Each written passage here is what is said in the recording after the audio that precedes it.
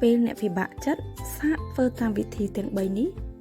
ដើម្បីទទួលបានភាពធូរស្បើយនិងរីករាយមកវិញ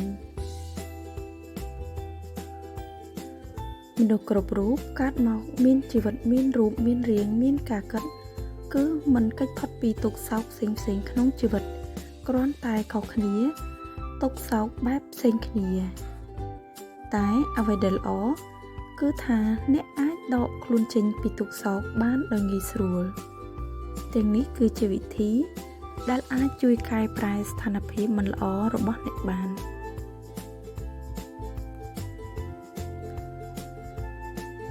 ទី1សរសេរនៅអារម្មណ៍របស់អ្នកទាំងអស់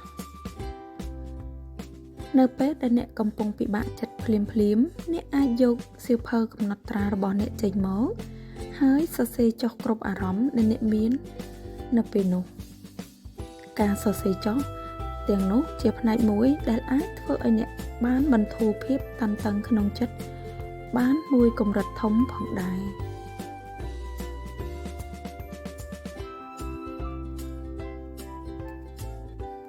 2ស្រែកឬយំឲ្យខ្លាំង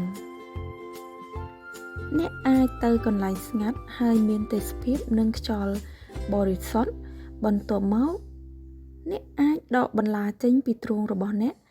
តាមរយៈការស្រែកយំឲ្យខ្លាំងៗនិងអស់ពីចិត្តពីព្រោះថាវានឹងអាចផ្ដល់ភាពស្រស់ស្រាយដល់អ្នកឡើងវិញបាន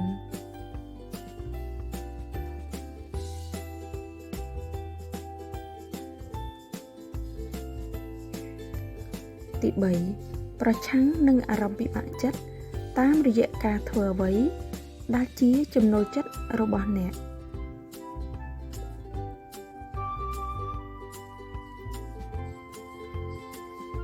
នៅពេលដែលពិបាកចិត្តហើយមនុស្សគ្រប់គ្នាតែងតែចូលចិត្តនិងតម្រង់ចិត្តគិតតែពីរឿងពិបាកចិត្តនោះឯងតែវាគ្រាន់តែជាការឥតប្រយោជន៍ប៉ុណ្ណោះអ្នកគួរតែងាកទៅធ្វើអ្វីដែលជាចំណូលចិត្តរបស់អ្នកបន្ទាប់ពីអ្នកធូរស្រាលហើយអាចចាប់ផ្ដើមដោះស្រាយបញ្ហាបានដោយងាយស្រួលជាងមុន